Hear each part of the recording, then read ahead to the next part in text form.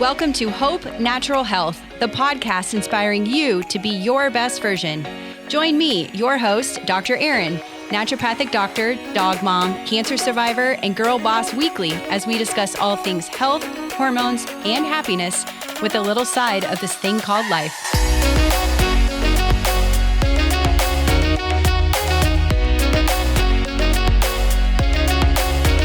Welcome back to the Hope Natural Health podcast, where I try to get you healthy the right way. Last week, we talked all about progesterone versus progestin. So you have no idea the difference between the two, or maybe thought they were the same. Make sure you go back and take a listen to that episode. This week, I am so excited. I have a very special guest with us, one of my dear friends that we've been connected and brought into my life about 2 years ago. We have so much in common, and I'm so excited for her to spread her wisdom and her motivation. And she's got an incredible story here on the podcast. Welcome, Carrie Vee. I am so excited to be here, Dr. Erin. And I'm already thinking, oh, I missed last week. I need to know that. I thought they were the same thing. So your expertise is amazing. Oh, good. Well, I know I've been on your podcast several times, and I love speaking to your audience, and I'm super excited for you to be here. She is a way better professional speaker than me. This lady has been in Toastmasters for quite some time, and she was actually a semifinalist in the 2020 World Championship of Speaking and does keynote speaking for Toastmasters. Definitely has way better articulation with words than I do. And you are just a motivational person all around. She's a founder of the Radical Empowerment Method, which is a program designed to walk people through the exact method she herself used to move from a life of feeling invisible to a life of empowered success. So this kind of starts us off with, Carrie, tell me how you got into really what you're doing now and a little bit about your background, because your story is pretty incredible. Yeah, thank you, Dr. Erin. I was just typing an article up for Authority magazine where they asked about the background too. And as I got to writing it again, I realized how incredibly powerful it is to take a devastating life situation and turn it into something that impacts your life and the lives of others positively. As you know, that's your journey too. Mm-hmm. I think that's what connected us so instantly. So back in 2010, I was working a corporate job that I hated. I had been in corporate. I've always up to that point had been in the corporate doing management work as a general manager. I had gone back to school for my MBA, and I just didn't, I will say I don't like to use the word hate, but I really did not like what I was doing in my life, but I didn't know what else to do. I was scared to think about what I was really born and destined to be doing. And my oldest brother was diagnosed with terminal colon cancer. And we lost him in 2010. And just before he died, he took my hand and he said, "You are hiding. You're not living your life's purpose. And you need to promise me before I die that you will spend the rest of your life helping others choose life while they still have life to choose." Mm-hmm. And I made that promise to him. And 1 week later, we lost him. He was 48. I was 44. And I was completely devastated at losing my brother. And the promise he gave me was one that I knew that I needed to fulfill. Mm-hmm. I would not let my brother down. And I didn't take steps immediately. And then I had a dream about him just a few months after he died. And in that dream, he was in a restaurant. I knew it was him. And I kept trying to get his attention. He wasn't listening to me. And I finally demanded of him. I stood in front of him in the Wonder Woman pose, demanding of him to answer me. And why won't you talk to me? And he said, "I can't talk to you. I'm dead. I died. Don't you remember I died? I'm only here to give you a message. Life is short, little sister. Choose wisely." Mm-hmm. And that woke me up. And I knew it was time to make a change. And that's why I do today, all these years later, because of a promise I made to my brother. Oh, that's so special. I get goosebumps every time I hear that. It's awesome. Yeah, Oh. he he was amazing. Truly an amazing person. Well, if he's anything like you, then yes, absolutely. Thank you. Yeah. So tell us a little bit more about the radical empowerment movement or method that you have and how you impact people, really across the world with what you're doing now. Yeah, thank you. The radical empowerment method it's my journey. I put the whole thing together because women were asking me, well, how did you get out of what you hated doing and into doing what you love? Hmm. And what did that journey look like? And the thing is, it was not a linear journey. It wasn't a stepping off point and then you just made this climb to where you are. There were so many dips and valleys and so many things I thought, well, I'll do this. And then I realized that wasn't exactly where my passion was. And trying all these different things and realizing along the way that there were times I lost my joy and there were times I was just not a grateful person. And there were times that I realized I wasn't laughing anymore. And it was realizing that I needed to find all of these elements, laughter and joy and gratitude and clearing space in my life and letting go of things that were bothering me. So leaning into forgiveness and actually letting myself grieve when grief was coming into my life. A few years after my brother died, my dad died. And that was another part of the journey where I needed to relearn who I was and where I was going. And throughout that entire time, then I was also aging. And then I realized that women were not as respected as they got older as they were when they were younger, because in our society, beauty is everything. And there's such there's such a high price on beauty, and we're supposed to keep it forever, and we're supposed to anti-age like that were if even a thing. And so that kind of became part of the radical empowerment method too. It has morphed over the years, and the crux of it is helping women step into their power and be who they were created to be, no matter what age they are and no matter what life has handed you, because everyone can rise up if they choose to do so. Oh, yeah. And you and I are both examples of that. I mean, look at what you Yes. did. And then even with me, with going to medical school, I was like, I've always been a fan of my birthday. And everyone's like, ugh, why do you like your birthday? You just get older. And I'm like, who cares? It's just a number. Exactly. Right. And Exactly. you can do whatever Yes. you want. And it's never too late to start your dreams. And I know I've mentioned that before. And I mentioned that to a lot of other people. It's like, well, if that's your passion and that's what you're supposed to do and the message that you've received to do, then do it. Who cares about your Yes. age? And why do you think that we have these stereotypes as we get older that you're like, oh, you're too old to do that? Yeah. So why do I think we have those stereotypes? We are fed those Yeah. stereotypes from the day we're born, especially women. So Mm-hmm. for men, it's, oh, they've reached their zenith around 50 or 60 and they're the heads of companies, and their gray hair is, oh, they're so distinguished. They have some gray hair at their temples. And women are just the opposite. We reach our 30s and we're looked at as washed up.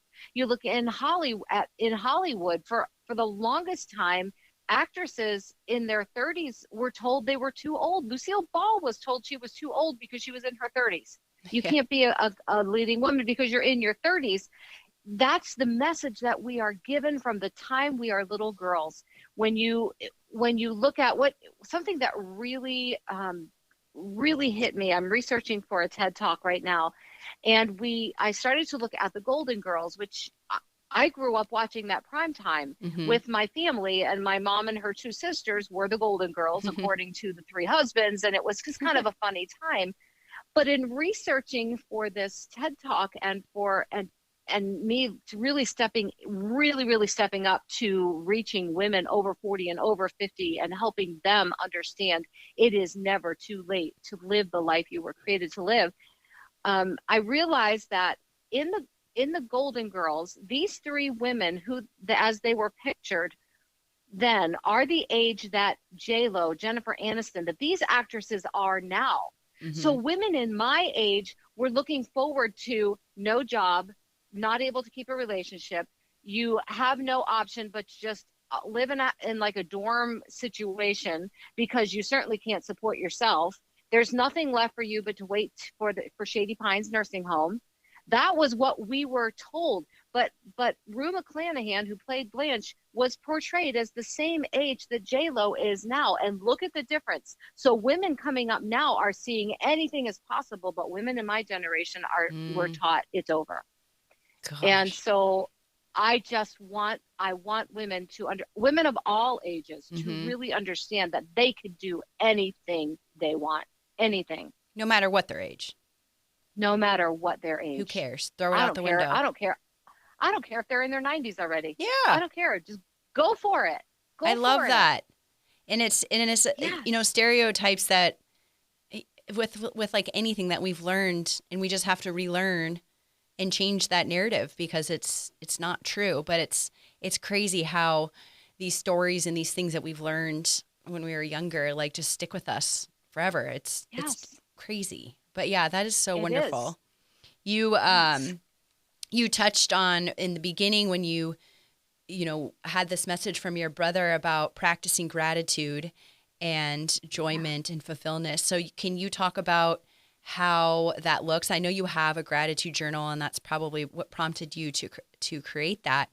But why is practicing gratitude, in your opinion, so important? Wow. Because it sets the tone for your entire life.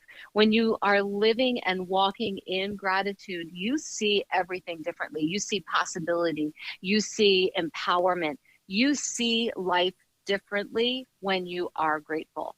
And I can remember when I was still in corporate, when I was making that transition from corporate into really doing what I was put on this earth to do. I was working a job where I was treated quite horribly by the owner of the company, by the people I worked with, and I allowed that into my life. That I don't blame them, I blame myself. Mm-hmm. And I accept grace for myself too, in that I allowed this into my life at that time. And it was part of my journey, and it was a very important and needed part of my journey. And during that time, we had all of our girls over for dinner one night, our kids, and we were sitting at the table for a couple of hours. And I realized when they left that nothing positive had been said the entire meal. Mm. And I realized that I was the one who initiated the negativity by complaining about my job and complaining about the people I work with. And it just started around the table where everybody just started to complain. And after they left, I looked at my husband and I said, "Oh my gosh, have I become a negative person?" Mm-hmm. And he said, "Well, you're not the positive light that I fell in love with anymore, that's for sure." Aww. And it just destroyed me. And I determined then and there I was going to step into gratitude no matter how hard it was. And so I started to look at dirty dishes very differently. Instead of complaining over doing the dishes, I was very grateful that I had food to put on them. Yeah. And instead of complaining about laundry, I began to practice gratitude for the fact that I had laundry to wash and a washer and dryer to wash them in and money to buy detergent. It was just a subtle shift that made all the difference in the world.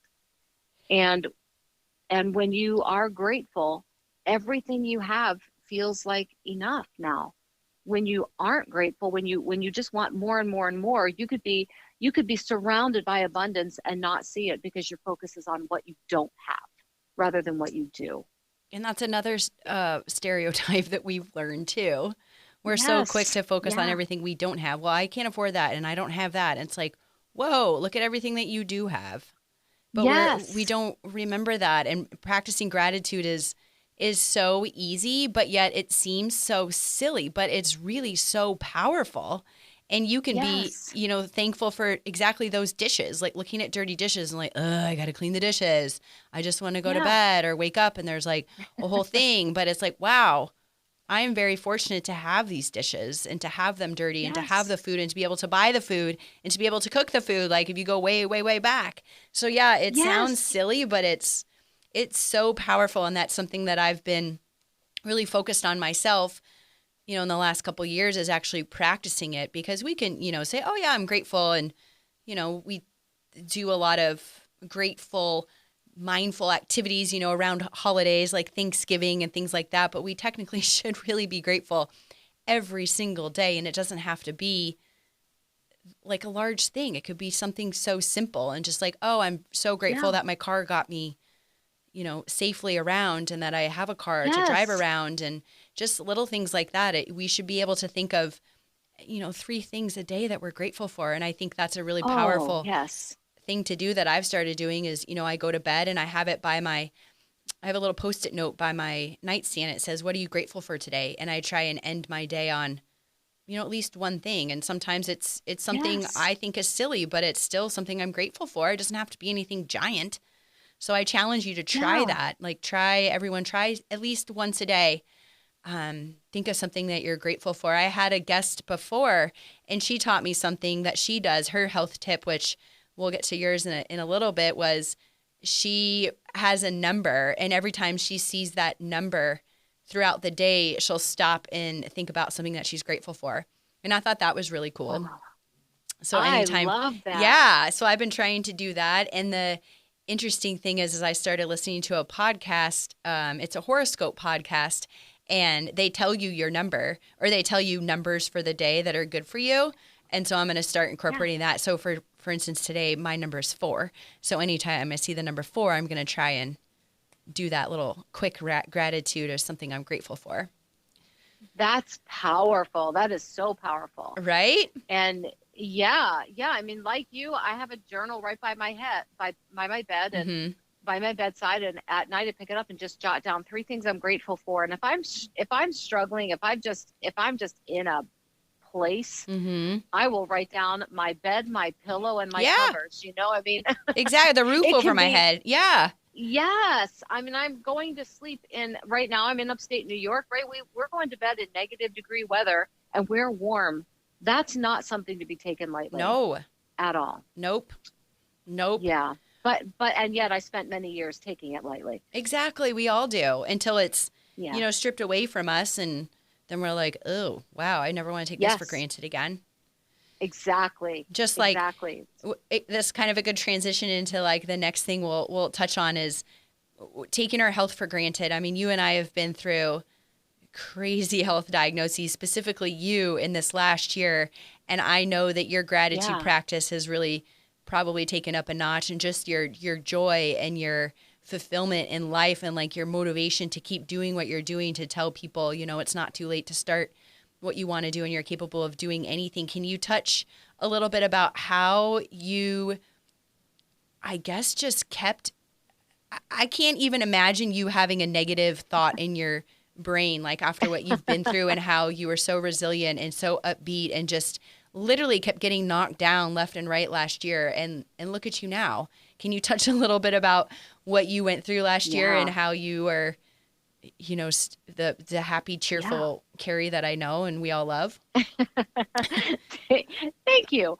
I had somebody ask me yesterday, how do you get up every day knowing you have this genetic thing going on inside of you where cancer could literally take you out at any day? Yep. And then the answer was, because I don't think about it. That's not my first thought in the morning. My first thought is, wow, I have another day. Yeah. I woke up. I have today. And I'm embracing life. My husband and I are planning a 2-month cross-country trip, just me and him and the dog in the van, leaving in April and driving across the country. And that is materializing. We've talked about it for 20 years. And now I realize, we might not have another 20. I might not have another 1. And so I am every day waking up knowing exactly what my purpose is for that day and moving forward. So 2021 was by far the hardest year of my life. I felt like I was living in a wave pool, and every time I came up for air, another wave came. And I realized I needed to start riding those waves. I needed to make sure that when I was finally spit out on dry ground, that I was stronger for having endured the waves. And going under and not coming back up was never an option for me. I just decided no matter what else came, I was not going to stay under the water. It started in late December of 2020 with a cancer diagnosis, and it was the same cancer diagnosis, colon cancer, that took my brother. And and my aunt, my mom's sister, and so many other members of our family. And it was an incredibly shocking diagnosis to me, because I had been told for years, your colon cancer is not hereditary. All you have to do is change your lifestyle. And so I did. I changed my lifestyle. I lost weight. I got healthy, so I thought, and I was told all over and over again by physicians, colon cancer is not hereditary. What they've passed on to you is the way they live, and you just need to shift that. And I held on to that and believed that. Mm-hmm. And in some cases that may be true. And so this screening colonoscopy, which had been clear 3 years previously, came up with invasive cancer. And so early January 2021, I was in for a right hemicolectomy. While I was in the hospital, I contracted COVID. And then I came home and saw the doctor for my post-op, and he said, I really need you to take some genetic testing. I'm looking at your family history. I feel, Dr. Erin, like he is the first person who looked at our family history. Yeah. And he said, there is something going on. There is. And it came back with this diagnosis of Lynch syndrome. And so I started to research Lynch syndrome, and immediately, it's like the dread wanted to overtake me. And my sister-in-law even called me, and she goes, oh my gosh, you're doomed. You're going to die. Oh, gosh. And I just was like, okay, just hold the phone for a minute. I don't intend to die until it is my time. So let's just take this a step at a time. Started to research that and realized, okay, there are a lot of cancer screenings I must go through then.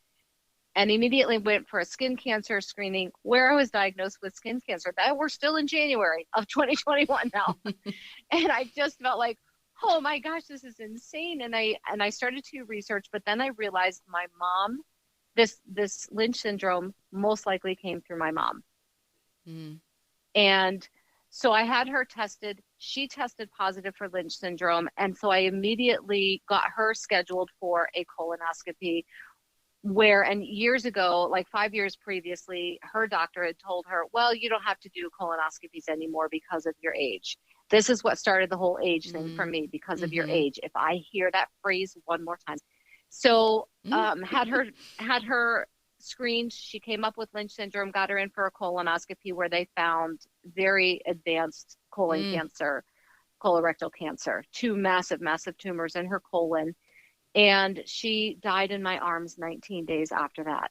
And I just, I don't remember the summer. She died on May 22nd.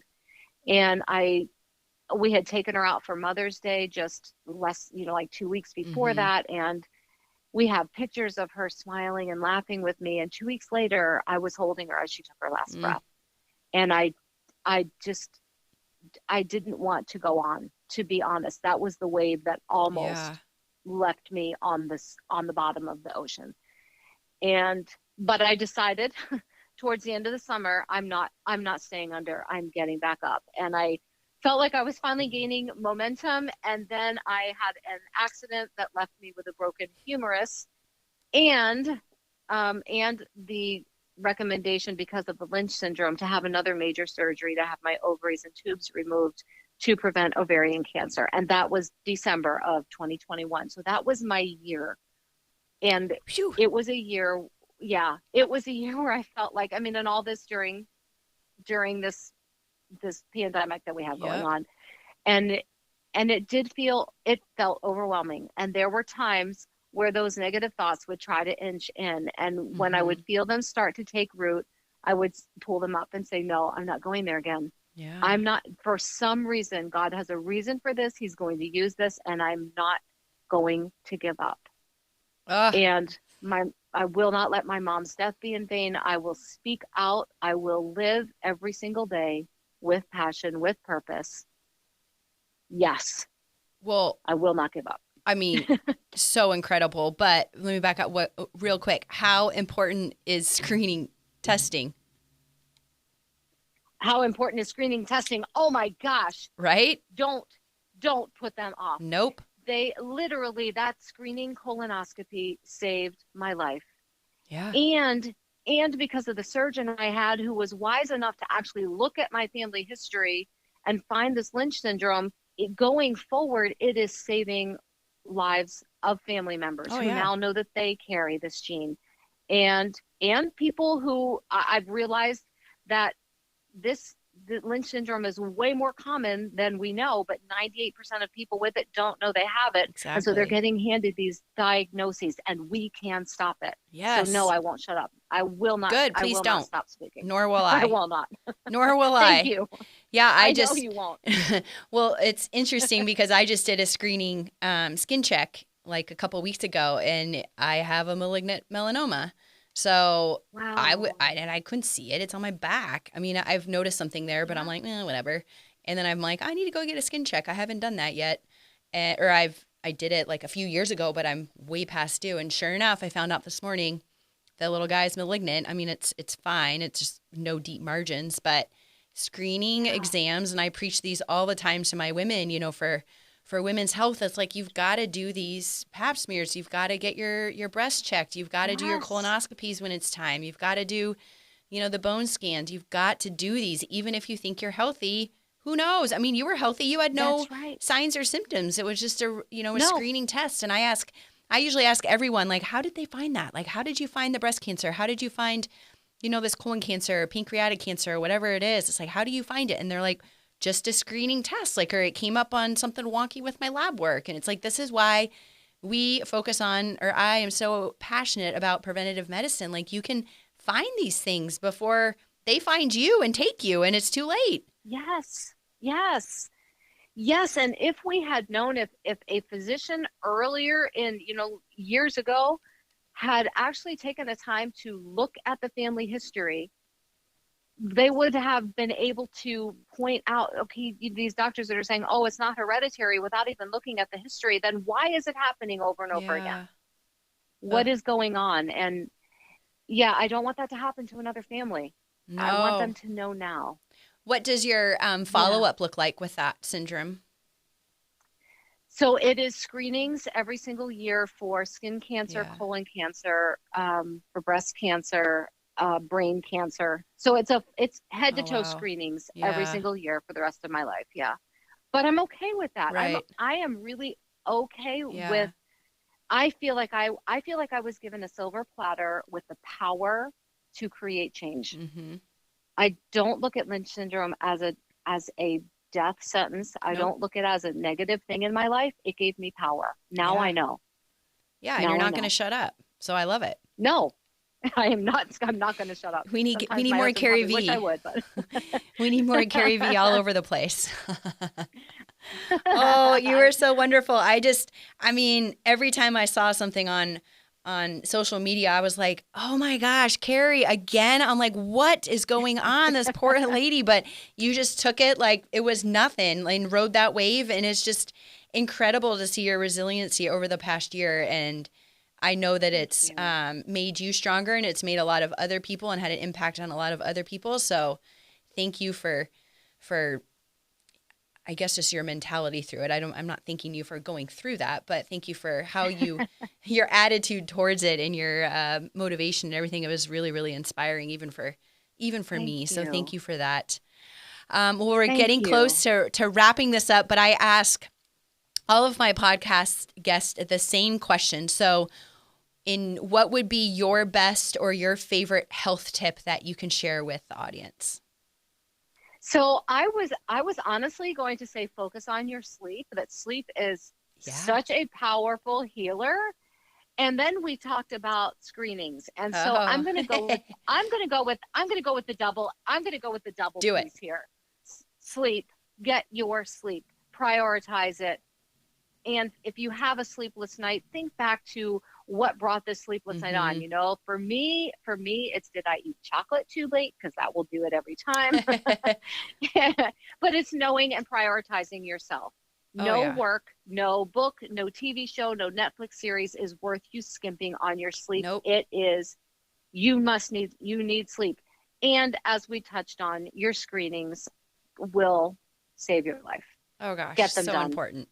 Yeah, and it seems like something it's, again, that we take for granted, and it's like, well, I don't have time for that. But it's so important. It's like, I didn't want to go to the doctor to get my skin checked. Like, oh, everything's fine. No. But look, I have a malignancy on my skin. So yeah, it's super, Yes. super, super important. Super important. So thank you for that. I know that you have also too something coming up. So can you touch a little bit about this workshop you're having on February 5th? Yes, I am so excited about this.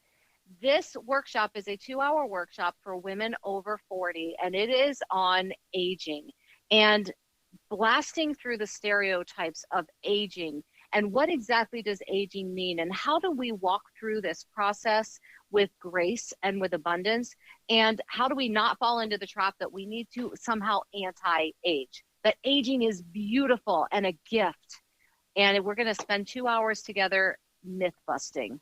Oh, yeah. Yeah, it's going to be amazing. And I will make sure you have that link. Awesome. So that you can share it out. It's going to be an amazing, amazing workshop. And it'll also be in my Instagram bio link too. Oh, good. Yes. And all of Carrie's information will be in the show notes. The cool thing is your podcast, this episode is scheduled to come out on the 2nd. So it'll be a few days before the workshop. So it won't be too late to sign up.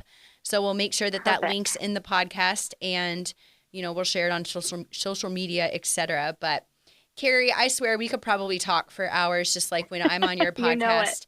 The same thing, but you are just such a special person, and I, I'm so grateful that you came into my life and that we've continued our friendship post, masterminds, etc. But I really, really appreciate you being on here, and you are a wonderful person, and keep talking. Do not shut up. We need more of your voice in this world. And again, thank you for being on the show. Oh, thank you so, so much. You are the best. No, you are. I know you are. Thank you, everyone, for joining this week. If you found value in this, we would love a share to your Instagram page, Facebook. Like it, share it, tag us. All the information will be in the podcast or podcast notes, and we'll see you all next week. Take care.